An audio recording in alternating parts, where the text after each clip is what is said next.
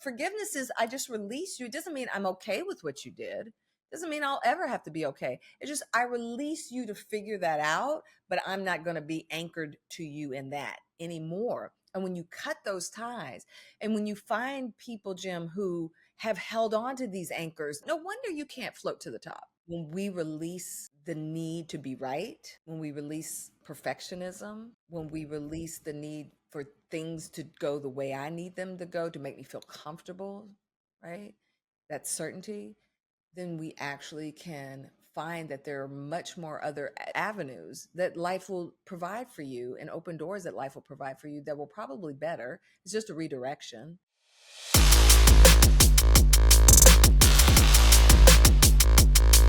Happy birthday to you. Hey everyone, welcome to the No Have Cakes podcast. I'm your host, Jim Sabellico, and if you're tired of settling for less in life or feeling like success is just an empty word, then you are in the right place. If this is your first time tuning in, let me just fill you in real quick on what No Have Cakes is all about. The name No Have Cakes comes from a promise I made to myself after missing my son's 6th birthday because I was chasing the wrong definition of success, focused on work and money instead of what actually mattered. So I came home late that night, and as I stood at the kitchen table, I got half a cake in front of me. Trying to sing happy birthday, trying to do the right thing. But I realized that wasn't it for me. I was successful, yes, but I was in the worst shape of my life, disconnected from my wife and kids, no faith, no deeper purpose, but I was done accepting half of life, half cake, kind of tied it all together there.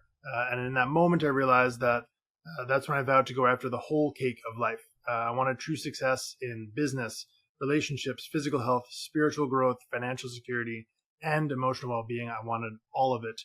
And that's what this podcast is about. It's the ongoing journey as I've spent the kind of last 5 years fighting for that whole cake and sharing that process live here because I want you as well to never have to come home to half of cake in your own life as well. So all that being said, I am super excited to introduce our guest today, someone who truly embodies the idea of living fully and never settling for less. Our guest today is a cancer-slaying, Emmy, Telly, and Aurora award-winning former journalist with an incredible career as a news anchor, reporter, and show host who has worked with icons like Oprah, Dr. Phil, Anthony Robbins, and Zig Ziglar. Today, she is a certified mindset coach and life strategist, dedicating her life to empowering others through her platform, The Art of Lifing, which has just been released. So excited for that. Definitely go check that out. She's also a speaker, author, and podcast host who passionately helps people live fully expressed lives. Janette R. Smith, welcome to the show. I'm so glad to have you here. Wow, I'm so glad to be here, and now hearing how your podcast came to be, like how aligned are our vision and missions about helping people, really get more fulfillment and gratitude infused into their lives so that they can actually live a life instead of having life kind of just flow through them, day to day. I loved how you came to that name because I was wondering about that. I love that. I love that. Thank you. I know it's not really a traditional name, but No, but it's so for me, meaningful. I mean, and I think everybody can listen to that. I know I was thinking, yeah, I was thinking about half cake moments in my own life. You know what I mean? Which is kind of how I yeah, got here to reclaiming the term lifing. Because, most people say, life be lifing or life, like it's just a bad thing. And I was like, but it shouldn't be, right? Like it doesn't yeah. have to be. We can curate life. And that's how I got to the art of lifing. So yes, same. I love it. I really do. So I'm curious for you, like, what does lifing look like for you on the day to day, and how did that come to be? How'd you get into this? Right. Well, like you read my bio, so I had a great life. It's not that my life was bad, but I did find pockets of things where I had to question if I'm not at my best health, if this title's not attached to my name, if, you know, I'm going through stuff, do I still see myself as able to live a full, fulfilling, and gratifying life? And for me, I did have cancer when I was in my early 20s. Um, And this was back, I don't want to date myself because I think that I fake people really good with the age thing, but like this was when people didn't talk about cancer. It was the big C, nobody really talked about it. And then I was also working in news when 9/11, we went through 9/11, and this was before, social media and stuff. So we were seeing things that people just didn't see on a regular basis during that tragic ordeal. And it made me think, like, if this was my last day, would I be happy with the life that I've curated, And so just over time, through that's what got me into coaching, and just over time realizing that we can have this umbrella of purpose, and under it fulfill it in many different ways. The last day of my life as a journalist, I opted out of my last year of my contract with Fox because I wasn't fulfilled, and I don't know if you've been in that place, Jim, where you're not happy. So then you start making everybody around you not happy. Like it's just, and it's not like you're trying, but it's just, that low level thing is just vibing off of you. And I just knew, like, I got to do something different. But the Monday, so that was on a Friday. My last day was on a Friday. I said goodbye. Monday, I spent all day in my closet. At that time, I was trying to be deep. I'm in my spiritual closet. I'm gonna just pray this through. Think I slept most of the time. I was really, what if I'm honest, I couldn't imagine turning on the TV and not seeing me there, or knowing that I wasn't going to be there anymore, because I had been doing that since I was in college. Like that, my career. I actually quit college because my career had taken off. So I had to come to this place where I think many of us are in this season of redefining who I am. Like after COVID, a lot of people went through that too, right? Like, am I still doing this because I want to do this, or is it? We heard about all these discrepancies that started coming about people quitting jobs and starting jobs and becoming their own boss and doing different things. And I think it's because we became enlightened to the fact that we are not what we do, that we are much more than that, right? And so for me, it's just been a personal journey and commitment about finding fulfillment in the midst of the challenges, not trying to live life thinking I'm never going to go through them, but in the midst of the challenges, how do I live the fulfilling life? How do I get the most out of life? How do I not put myself on this time release capsule version of happiness that says, when I reach that marker, then I'll let myself be happy. When I get that thing, that's I don't want to live like a hamster on a wheel chasing a carrot, right? Like I want to live in the happy now to the degree that I can. And if things are happening and I have to go through a challenge, I'm going to find the purpose in it. I'm going to find the lesson in it, and I'm still going to hold on to my gratitude, because no matter what happens, there's one thing we can at least find that I believe we can hold on to that will lift us out of that, and that's only found through gratitude. Yeah, I strongly agree, and I think you nailed it really there, where you said even from the beginning where you struggled with not seeing yourself on TV, right? Because I'm gonna make a guess here, but that was your identity, right? That's what you knew yourself as, and I think so many people. That's where I was. My identity was, hey, I'm the hardworking guy who can go out and build a business and make some money. And all of a sudden, I realized that's not it. Like that's not who I want to be defined as. It's just this one little thing. I'm missing out on so much. And I think there's so many people who struggle with not knowing who they are behind, whatever it says on their business card or whatever their, LinkedIn profile says. That's all they are, and they're not. They're so much more than that. And that's why I love having these conversations. And I'm so thankful that you do what you do, because there's one person listening right now who's going to discover, hey, today's the day I realize I'm not just what it says on my bio. I'm so much more. Right. So where does someone start in trying to figure out who they really are? That's a great question. So for me, I didn't have the tools that I created. I wish I had, but maybe I didn't have them because I was supposed to be the one to create them, right? We always have to look at those things. But I think it's about looking at yourself through different lenses. When you go to the eye doctor, which we're like this. So They put that apparatus in front of you and they go, how do you see now? And then they click it, how do you see now? Which is clearer, this one or this one, right? This one or that one, this one or that one. And you're constantly measuring yourself against a standard to find out and figure out where you are, so we can figure out what you need to get you to see more clearly, right? I'd like to think that's kind of what I do with my tools. I really spent a lot of time thinking about the different aspects of our life. You mentioned my work as strategic interventionist, which is the brand of coaching that Anthony Robbins created, which infuses positive psychology and different things. But I'm also a neuroscience geek. And so, taking all of those things, I came up with 33 themes that we just go through in life. And what you do is you put that filter over yourself and ask yourself, like, okay, where do I stand up when it comes to resilience and self-awareness?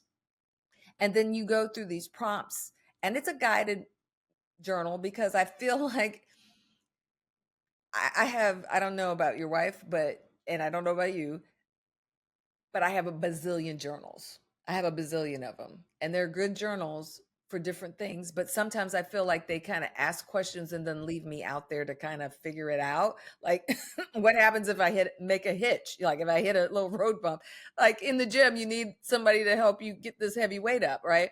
And so each one of the topics has a QR code to a coaching video. So if you get into a thing and you're having problems with balancing boundaries, yeah, while you're trying to work it out with the tools that you have innately, I can go to this video and get coached through, do I even know what a healthy boundary is? Like, some people don't, like, we take for granted that people understand what things are, right? The flow of forgiveness, I've found that that's one of the hardest ones for people, because they think of forgiveness as this thing of, I let you go from doing the bad thing you did, and now I have to pretend that I'm okay. That's not what forgiveness is at all. Forgiveness, actually, if you go back and you do the etymology on the word, is divorce. It's like, I cut away the thing that keeps me attached to you through negative, no, through the negativity. I cut the tie between me and you, that we're only bound by the thing you did or said, or the thing that I did or said. And now I release you so that I can forgive myself, release you. Forgiveness is, I just release you. It doesn't mean I'm okay with what you did. It doesn't mean I'll ever have to be okay. It's just, I release you to figure that out, but I'm not going to be anchored to you in that anymore. And when you cut those ties, and when you find people, Jim, who have held on to these anchors, not one, think about a boat anchor, you know how big that is. Think about what that looks like emotionally and spiritually. When you've hung on to like 10 of those all your life, no wonder you can't float to the top. No wonder you can't move forward in life, because you're bound by all this negative, low level stuff that is hung on to you through unforgiveness. So these are the topics. I've done 33. I'm sure there's plenty more. My card deck, I have 38. But when you kind of, so when you say, how do you know? Well, first you got to locate yourself. And so I just ask people to go through these different topics so that you can say, okay, when it comes to this, maybe Jim's great when it comes to boundaries. But maybe when it comes to dealing with something else like surrender and allowance, maybe I got a little work there. I'm not saying you are, just using you as an example, right? And so that helps us kind of see where our growing edges are, and to celebrate the wins, right? Like, when stuff happens, like, I've been in a place of surrender and allowance now. I'll tell you, my book and stuff will come out on August 28th. I have been under the weather, so I haven't been able to do a lot of stuff. You're the first podcast I've been able to uphold my commitment, because I've been just under the weather. Well, that wasn't the plan I had, right? But surrender and allowance tells me that there's bigger forces at work, and that there's nothing in it for me positively in being like, oh, why didn't this happen? Or why shouldn't that happen? Or why couldn't I? Have to sit in surrender and allowance and see, now, how does this flow and work for my good? Because I can curate, which is the art of lifing. I can curate this experience.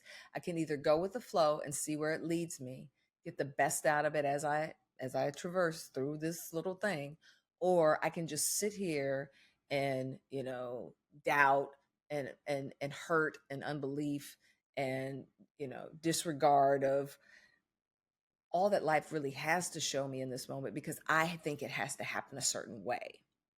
When we release the need to be right, when we release perfectionism, when we release the need for things to go the way I need them to go to make me feel comfortable, right? That certainty, then we actually can find that there are other avenues that life will provide for you and open doors that life will provide for you that will probably better. It's just a redirection. Doesn't mean it's not going to happen, right? So I say all that to say this is a living, breathing work. Even I have to keep doing the work, right? I think you would agree, Jim, that Yeah. even as illuminated as we become, we all have to keep doing the work. And I think you nailed it really with forgiveness too, because so much of that too, when you just said, hey, that the plan didn't work out the way that you wanted it to, right? I'm sure you had a bunch of promotion you wanted to do and even just things on your to-do list you wanted to tackle, but you just weren't up to it. And I think it's easy to sit in that moment and feel frustrated and feel like giving up or feel like delaying other things. But when you can just also, I think there's a lot of forgiveness in that to be able to say, hey, it didn't work out the way it was. Okay. Like, let it be.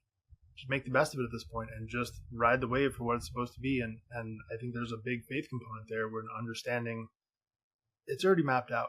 Like what's going to be is going to be, and you can either push against it or ride that wave and make the best of it. I think so many people try and control it. And, there's a saying that I talk about with my buddies all the time. It's about being the tugboat or the lighthouse. I think a lot of people try and be the tugboat who's out there in the water, just bashing against Right. the waves, trying to push everything. When instead you can be that lighthouse and just shine. Right? Just be that pillar of possibility. And I think that's a tremendous credit to you because it's what you're doing for so many people is showing people what it means to walk that out. Right? Look what happens when you're faced with cancer, you're faced with adversity, you're faced with all this stuff. It doesn't define you. It's just a building block. It's a thing that you can then take and say, hey, how do I take this thing, which most people would say sucks, most people would say is a crippling life event, and that's what they build their life around. They go out on social media and they say, oh, poor me, this is happening to me. They get into this very downward cycle of just negativity. Instead, you say, hey, it's a thing. It happened. At some point in the future, I'm going to look back at this and say, this was used for good. Right? But in that moment, it takes a lot of faith and forgiveness and allowance to be able to sit there and say, all right, cool. I already know in 6 weeks from now, I'm going to say, man, I can't believe how that worked out for my best possible outcome. And what you said about the eye doctor, I will give you a tremendous amount of credit because that is the first time I've ever heard that explained that way. I think that's such an amazing example because the thing that it highlights for me is it's not your vision is bad. Your vision is you. It's you. It's about finding out the different lens, the different perspective that you might need to be able to see the clearest version of who you are. And I think that's why having these conversations and getting around the right people is so critically important because they are that lens for you, right? So I'd love to know, like, what is your perspective on being around the right people versus, hanging out with the negative social media crowd? Oh my gosh, it's so vital. Through my work in news and entertainment, also just things that I do for my own benefit. I work with a lot of students. Um, it's easy to tell somebody, pull yourself up by your bootstraps.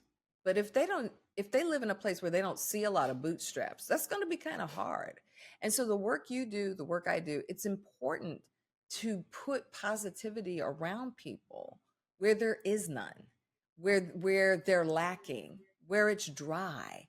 Because yes, if you're in tune enough, you can pull yourself up. But what if that's not modeled to you? And what if every day things are actually, every time you try to pull yourself up, there's something, a force coming against that going, why are you doing that? It didn't take all that. What you, oh, you think you, I mean, the amount, think about the times when we've really had to pull ourselves up. If you go back and think about what helped you, it's usually because you had a supportive friend, a supportive family member, somebody to give you a different perspective than your own and give you a little shoulder up. Here, lean on mine till you can get your footing, right? And so flooding every avenue we can with these messages of empowerment, of inspiration are important because everybody's access to them is not equal. So now you get social media, which I don't judge it as good or bad. To me, it's like money. Money is a tool, it's how you spend it, it's what you use it for, right? Same with social media, it's what you use it for. But we're so inundated. I was laughing because the other day, I have a free book that I did about navigating the the political yaya with mindfulness, right? Um, and I laughed at how the algorithm squelched that down to a very low reach versus some of the other stuff that's out there. Now I wasn't making any political statements. I wasn't telling anybody how to vote. I was just like, if the world is really too loud for you right now, mindfulness will help you navigate that so that you can stay grounded and that's all that was. It had nothing to do, but the fact that what is promoted out there is generally not about our health and well-being. It is not normally, and I'm coming from the inside, I'm an insider. Right? Think about what leads the news. We're going to tell you who died, how they died. It's death and destruction, right? And we will frame it by saying it's the most important thing. What's the most urgent thing? But who makes that judgment? Who makes that decision that that's the first and most important thing that we need to hear? I'm not saying death is not important. I'm not saying that it doesn't rank high on things of that we're in life. But when you look at a whole 30 minutes, does it have to be the first thing? Or is it because if you don't do it, then the other guys do it, then you're seen as I'm just saying, we as a whole, as a people, we have to rank for ourselves, kind of like you did at that point in your life where you missed your son's birthday thing. Like, what is the most important thing? What is the needful stuff? And then when you set that boundary, so for me, when I almost died. I don't have this in my bio, but so I went through cancer and then I went through another health struggle and I got septic and I almost checked out of here. I was 30 days in ICU, another 30 days in recovery in the hospital, and then another 30 days in recovery outside. When I came out of that, I was working through a book called The Path by Lori Beth Jones, and it has you know how you do the mission statement for your life, Jim, where Right. you come up with what you stand for. And I came up with the acronym EIEIO to empower. I knew that my life, I wanted to empower, inspire, entertain, and inform people in original ways. That's it. That became my banner. So if it doesn't match that, when people ask me to do things, if it doesn't meet that banner, I'm not doing it. Right. And so when you say, how do we help other people? Well, we got to help them find their banner. It might not be EIEIO for them, it might be something else. But if you don't know your why, it's going to be really hard to navigate life with a sense of purpose, with a sense of, like you said, there's a bigger thing at work here. This is a moment in time. This will pass. I'll get through this. I'll look back 6 weeks from now and go, look at me. Atta girl. Way to go. You made it happen. But you can't do that if you can't get to a strong why. And I think a tremendous part of that too is the freedom that comes from knowing who you are, what that why is, because it allows you to operate in a spot that you're not cancelable, right? You're not worried about who's going to have an opinion of you because this is who you are. But you said before really nailed it on the head. Like, when we're done with this podcast, I will inevitably take a clip of this, put it on social media, and it'll get, 5 likes. Cool. That's not the purpose. I'm not doing this for the number of likes and shares and comments, because I understand this type of content doesn't get the reach, unfortunately, and it doesn't get the engagement because a lot of people will feel a type of way when they hear this that makes them uncomfortable because it's a different conversation than, the rest of what's going on. And I understand the number of people who've reached out to me directly and said, hey, Jim, that thing that you posted 6 months ago changed my life. That's amazing. And I'll go back sometimes and look at that and I'll see they didn't even like it. They didn't leave a comment. They didn't hit the like button, nothing. Right. So I understand it's not about the metric of traditional success. Right. And we talked about that before. I don't care about the money that comes from this. I'm not doing this to get paid. I'm not doing this for anything. I'm doing this because I changed my life by making a decision. And I understand the freedom that comes from that and how I can operate so differently. And I enjoy life on a whole different level than I did before. I don't even consider that life. I was just going through the motions. I accomplished a lot of things on a Wikipedia page if you want, but it's stuff. It's not real success. And now to me, success is the number of people who can actually live a life where they feel free, they feel joy. That to me, I want to collect those trophies. I want a whole Rolodex full of names that says people who live a full cake life at this point, right? That's what I'm after. Absolutely. And you can't take that away. And I mean, again, I just congratulate you so much for being as bold as you are and doing that because it's not celebrated, right? This is not the type of thing that enough people put emphasis on because, like you said, hey, if it bleeds, it leads. This is not that, right?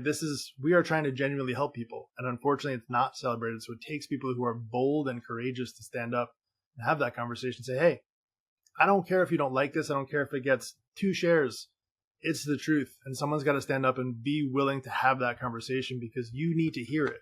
Right, so again, thank you so much for that. No, thank you for what you do. Because at the end of the day, like you said, with the example of somebody that comes back 6 months later, we have to operate. Remember, we were talking about surrender and allowance, right? We have to operate under that in a sense that says, I'm doing this because I am compelled to do that. I am doing this because I feel like this is a charge that I have personally to do this. And then you release it and just believe that everything is in place and on time. And who needs to see it is going to see it. And when they need to see it, they're going to see it. Their allowance, they have to be an allowance. And when they're ready to hear, there's Jim's podcast. When they're ready to hear, there's Janette's this. When they're ready to hear, here's this one's that, right? And so you're right about it. And I don't think people really understand what it can be like to put a lot of work into what you do. Like when you do a podcast, you put in a lot of work, and then to feel and then to keep the passion for it, right, amidst all the technical, and to put it out there and release it like a little baby and go, well, go do your thing, and just not be attached to it. Because the truth is, most people who do this type of work, we're very heart-centered people. We have to be able to feel the pulse of what's going on and to stay in tune and aligned with what's needed to come through us. And so at the point where, you can just say, okay, I've done it for the sake of doing it, and I trust it and release it, that's huge.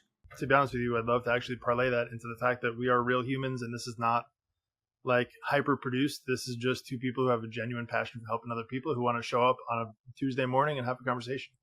That's what this is. And it's not perfect. And I try very hard to not live a perfect life in terms of what I show on social media. Because I think a lot of people tend to put their highlights on social media and forget the real life part. And everyone looks around because I think it's really hard as an individual, especially if you're struggling with identity, to look around at the rest of your friends or your acquaintances and think they're living this perfect life. Because that's all they show. They don't show the rest. So you compare yourself against that, and all of a sudden you feel empty and you feel low because you look around and everyone else is living this amazing life. But what they don't see is, and this is an example that I love to use sometimes. I was we were at a pool one time, and there's a mom and her daughter, young kid, maybe 3-4 years old, and the kid just wants to splash around and have fun, and the mom is spending 15-20 minutes trying to take the perfect selfie with the kid. And this kid is just calling for the mom's attention. All the mom is trying to do is to get this amazing picture to capture the moment so they can post it on social media. And what I'm seeing in that moment is, from the kid's eyes, that kid doesn't understand that. And the mom's going to go on social media and say, I had the most amazing time at the pool with my kid. No, you didn't. You and your kid had two totally different experiences because you were focused on how other people are going to see you, and your kid was sitting there just playing in the water by themselves. And I think people need to start looking at the other side of that equation and showing up and being present in life and not worrying about, hey, is this a moment I can capture on social media? Hey, if you happen to capture something and you want to share it, cool, fine. Stop trying to do it, right? We need to stop trying to be influencers and just be people. And forget about trying to force this amazing life that people think we lead because we want those likes and those comments and, man, that pat on the back with how cool you are, and just show up as ourselves, right? And to what we were saying before, how amazing is it when you can have that freedom to show up as yourself and not worry about it, right? You release that baby into the world and just let it be. Hey, if it happens to get 2 likes, maybe those 2 people. Now, could you imagine how amazing it would be if 2 people came over your house and you had a conversation with them and you changed their lives? That would be amazing. What are we looking for? 3,000 people, 4,000 people? Well, we don't need to go viral. We need to just be ourselves. And I just want people to understand that that's so critically important. Yeah, and I feel like it's okay for anybody who's watching. It's okay to want, listen, it goes back to the why. Why do you want the viral video? Why do you want if it's about impact and influence, that's one thing. If it's about you, that's a whole different conversation, right? Like if it's to push you up and make you an idol in people's minds, then why? Right? Right. If it's about you want impact and influence because you feel like you have a strong message, then I don't want to, and I don't think that you're saying this, but I don't want anybody to hear this and think that you're villainizing people who want to have greater reach or greater impact or greater whatever. Your why is always going to tell the truth on you. Like you were talking about that scenario with the mom. The why for that whole photo was different for the both of them, that experience. And I really feel bad for the mom. Not like, yes, everything you said, yes, and because I have a chapter called Empowering Self-Worth. When you have self-worth, you don't need to create the perfect selfie picture with your kid, because even if you're like, I'm out here with my kid and he's like all like this, it's still a great picture. It's a snapshot of a moment of time with you and Right. your child, right? Instead of you feeling like it has to be, again, perfectionism, control, all those things we talked about, all of that, because there's something in you that says, I'm not enough. And when that enoughness thing is depleted in us, it makes us do all kinds of weird, crazy things, that we don't even, we're driven by a whole nother set of means that we don't even understand. Yeah, I agree. And I would love nothing more than in that moment to be like, hey, post the ugliest possible picture you can. Doesn't matter. Go enjoy the time because, I know, like you said before, that person's struggling as well. They may not realize it. They might be in that fight or flight mode where they're stuck in their freeze stage where all they want to do is just get out of the pain. And that's the only thing that they know how to do, is to try and fill it with the empty likes and social media congratulations and thumbs up. But that sucks. And I don't want people to live like that, right? But Right. if we don't have these conversations and give people a space where they can go to feel loved, appreciated, seen, and heard, and not judged, not criticized, not made fun of, right? In that moment, could I have taken a picture of her and made fun of her on social media? Sure. For what? And the thing is, she's judging herself. I promise you, she's judging herself much more critically than anybody else could, which is why the picture had to be perfect, right? So I can cover up how unperfect I feel, right? How imperfect I'm feeling, how low I'm feeling, how empty I'm feeling. This has to be. And whenever you find yourself in this has to be a certain way, you gotta release it right then and there, because that is a telltale sign. Like you are trying to create something out of nothing, and it's going to still equal nothing. Authenticity will lead you to greatness every time. Authentically show up, come as you are. I'm not saying don't try to be your best self. You want to be your best self in certain ways that are of character and integrity and those types of things. But in terms of perfectionism, like I'll tell you, I had to fight perfectionism, but I came up in an industry from the time I was 17 years old that I got criticized for how I looked, I mean, people would call the station and say, I don't like her laugh. And I'm like, it's the only one I have. Like, I don't know what to tell. And I would say, and I didn't even really know Jim at this time because, this was back in the 90s. I was like, it's the only one I have. And at least it's real. That's what I can tell you. When I laugh like that, that means it's real. And what do you want me to change my laugh? Give me a break. So when you are hyper, and for some women in society, that is kind of what we deal with, a lot of hypercriticism about how you look and how you show up and what you're looking like and what is this, what's wrong with you, that. I mean, I think about the Olympics. They didn't do it this year, thank goodness. But when Simone Biles was out there, they were talking about her edges. Are you kidding? This woman can do flips and turns that are named after her because only she can do them. That's not what we're talking about. We're talking about our edges, right? I don't understand. So you see what I mean? Like, it can become this thing where we really, as a people, we have to come back to ourselves and say, what are the things that are really important to me? What am I focusing on? Because all of those people, you're judging yourselves. You're looking at them with the hyper harsh lens that you judge yourself about. And you need things to look perfect for other people because then it makes you feel okay about you. I don't know, I don't know how you're feeling like in this political season for us here in the US, but even people watching abroad, I'm really more concerned about how we're showing up. I don't care who agrees or doesn't agree. I think of it like this. We have constituents, we have comrades, and then we have the heart people. Like, we can fight against the same thing. Okay. We can be for the same thing. Okay. Or you can just be for me. And if you're for me, then we're about the same thing and we're against the same thing. I think people go into this because there's a theme in my book called Unity and Oneness. And I think people get mixed up that unity and oneness is sameness, and it's not. We can we can be in unity and oneness with each other and not be the same. We have to be, because from a DNA perspective, we're never going to be the same. Think about your family. You can be in a family and not be the same. You can be married, not be the same. So how do you navigate a mindset of, I can be in love and charity with brothers and sisters and not agree on everything? You can do it. But if you're looking for unity and oneness to mean sameness, then you will fight against unity because you think it means we have to all be the same. Yeah, that's a big one for me. Yeah, and I mean, you said it before, like this current political season is chaos.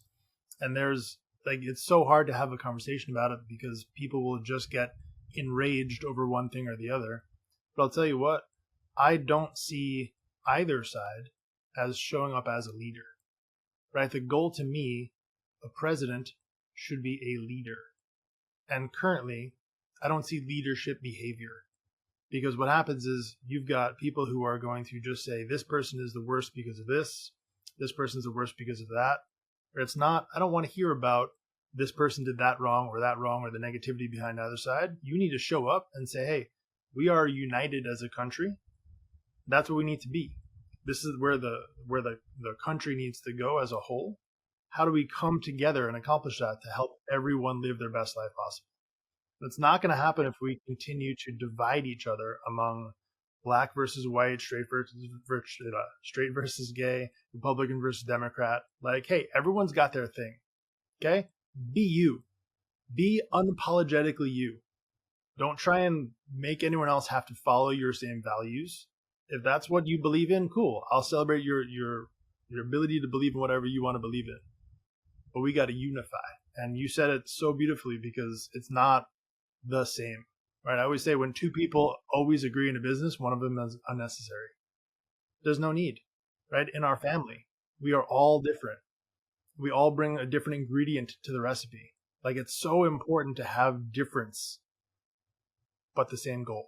And right now, I feel like we are so misaligned in what the goal is that it's sad. It is sad.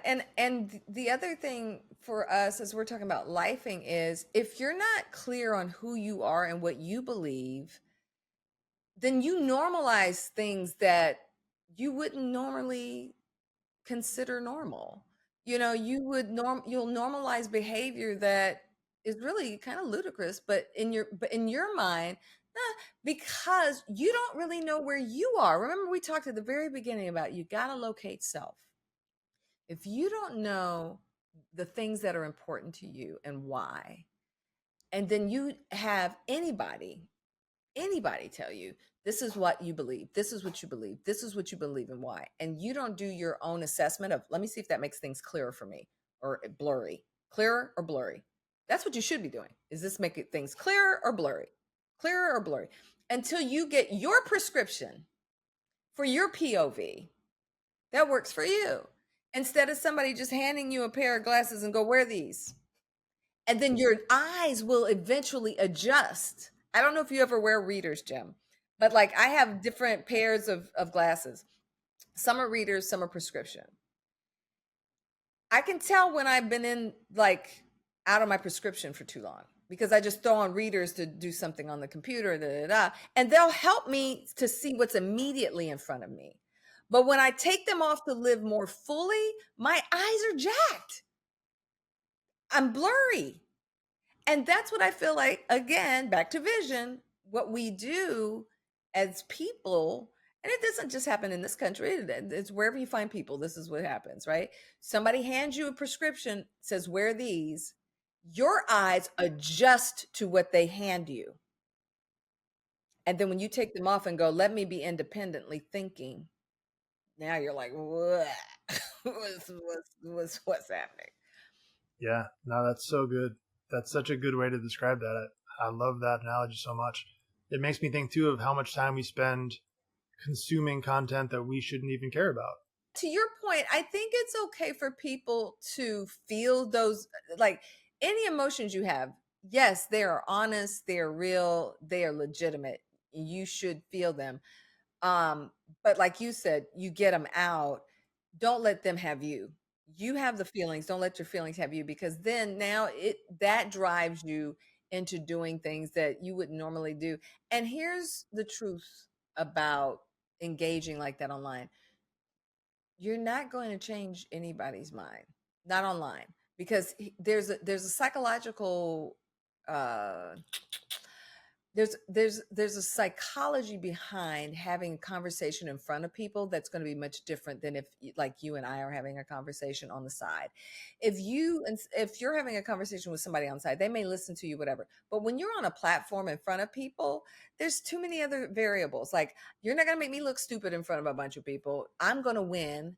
I'm not going to, even if I don't believe it, now I'm just going to fight to the death, because you're not going to make me say I'm wrong, in front. So there's all these dynamics that it makes it, there's no reason for you to engage with people. Just go, you know, it's good to know. It's, for me, it's like, it's good to know. Like, there are people that I've worked with, or different things, and be like, oh, it's good to know that that's kind of where you are and how you think. Okay, cool. But I don't need to try to work that out with you. Yeah, and certain people are going to have their opinions, which may be wild, and you can say, hey, good luck, God bless you, have your opinion. I know, I'm making a little mental note, we don't have that conversation anymore. Like, we can talk about whatever else, just not that. And can we just then when we come to the unity part, like, well, where's unity in that? Can we both agree that we want to live in a society where we get the right to make that choice, where we get the right to have discourse, where we get the right to choose about how I want to feel, or how I want to think, without you like mandating that? Like, can we get there? Like, you have to decide sometimes what's more important. Sometimes, Jim, I found it's not as important to know what we agree on, uh or what we're both for, as much as it are we both against the right things. Sometimes it's more important to be against the right things, because if we don't agree on all this stuff, at least we still have the ability and the right and the space and the freedom to disagree. But if you take away that, so how does all this, somebody's listening, how do we get here? And because unity and oneness is the last theme in my book, because I just feel like there are people who haven't even considered that topic, Jim, in terms of how do I live that? How am I doing lifing in that? It's almost like if we don't think the same, you're the enemy. And that's not, you got to live deeper than that. That's how we were when we were 3 on the playground, or 4, right? That's not where we need to be as a people, as a humanity, as a, because at the end of the day, we are all human beings having this experience. So I really encourage people to look for what is the same, but if it's not there, what can you be in unity about? Because that if we lose that ability to look at people with human eyes, to, and I'm not saying, oh, I got to fix all your problems. That's not what I'm saying. But if, when you lose the ability to see people as human beings, you've lost the part of your own humanity, right? And I'm not saying anybody has to be anybody else's idol or savior or any of that stuff, because ultimately people have to curate the life that they desire. But what are you putting out in this world that helps them do that? What are you putting out in the world that helps somebody see the greatness that's in them? What are we doing for each other?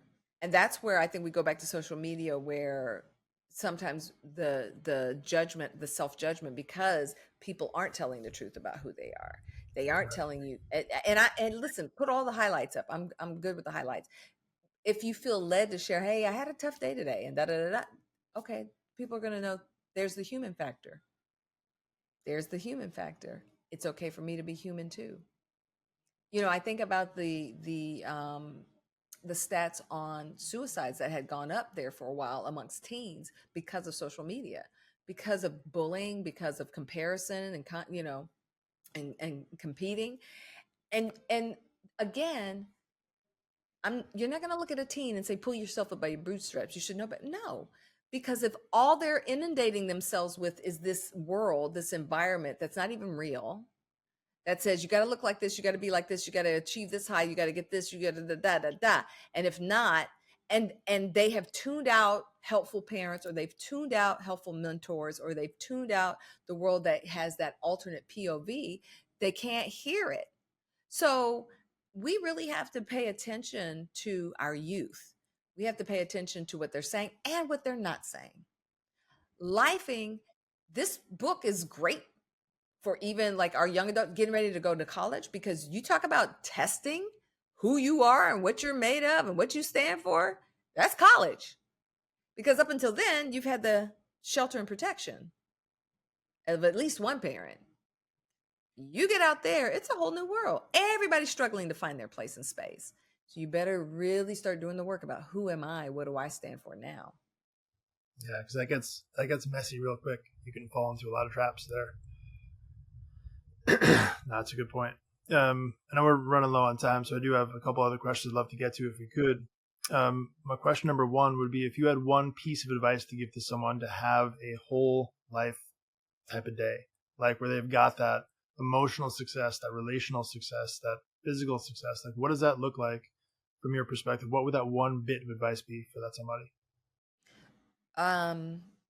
It's definitely about giving yourself grace. And I say that to say this: doing inner work, as you know, it is not easy.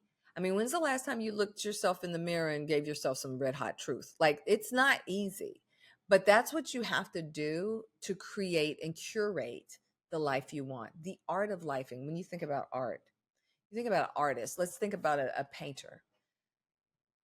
There's this blank canvas.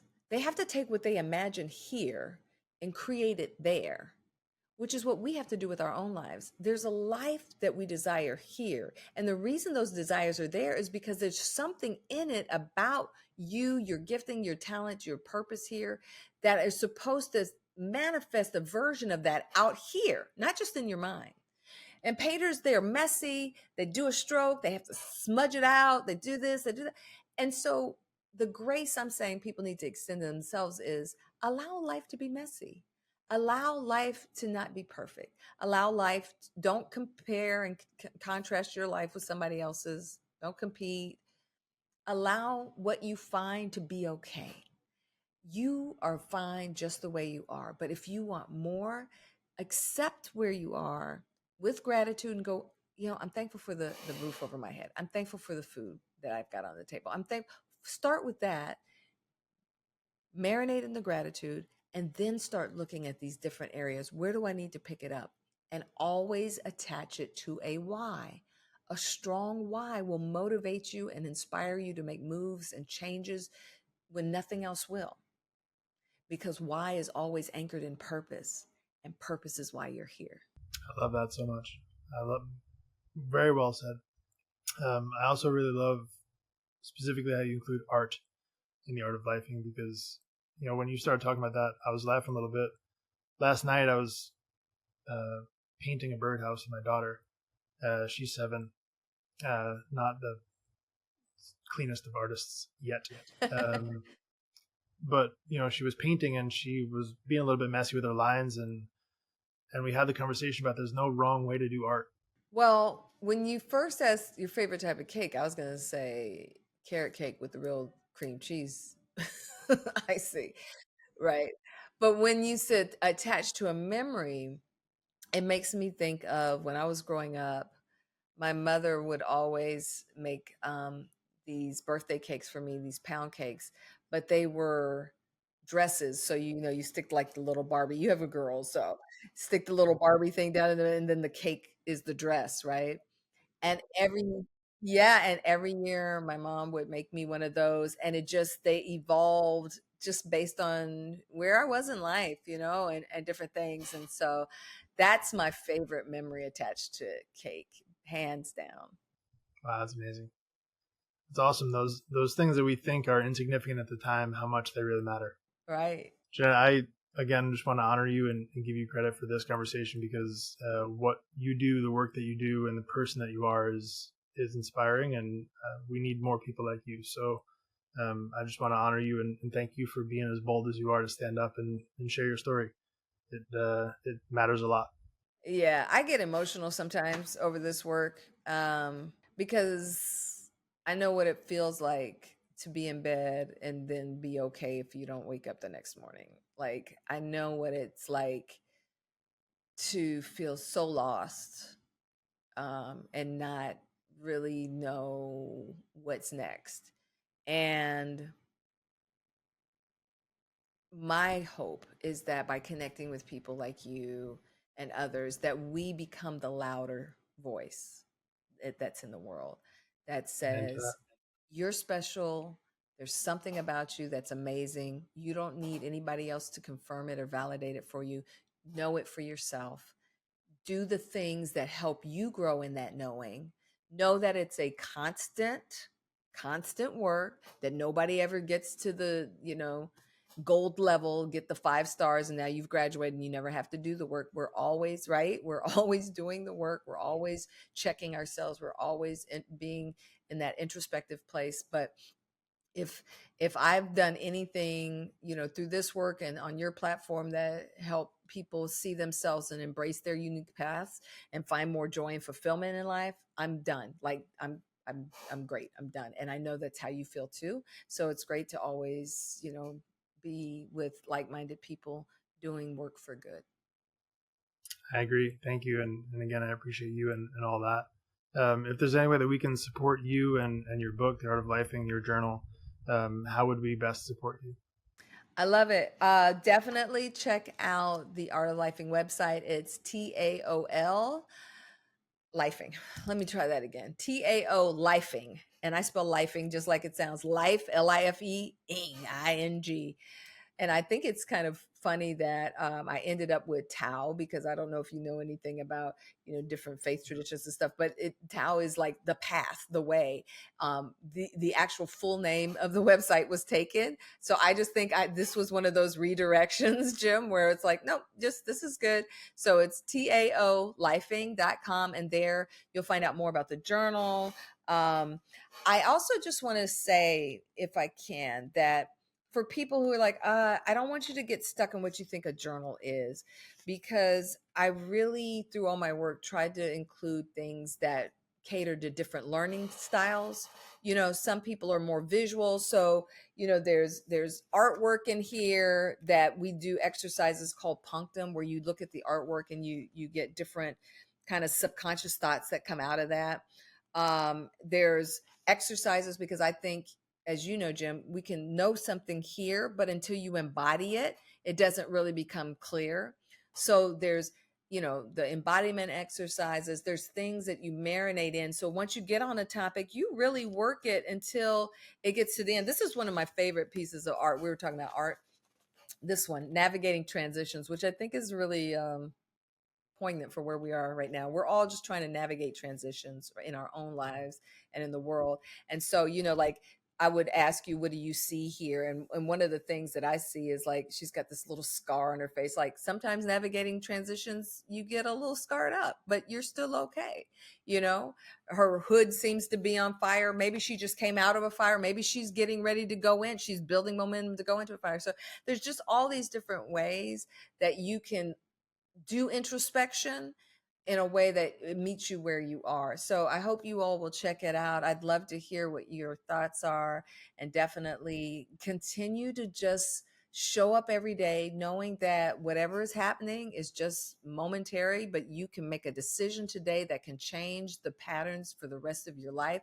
So just be committed to thinking differently, feeling differently, making different decisions that lead you to different actions, and then creating different patterns. And I promise you, you will begin to enjoy and find that fulfillment we've been talking about, just because, not because of something you earned, not because of what they call you, but just because you're you. Amen to that. I cannot say it any better than that. So I'm not even going to try. Thank you again for being you. Thank I you, appreciate Jim. you. Appreciate Thank you, you. everyone, for listening. This has been a lot of fun. We'll see you around soon.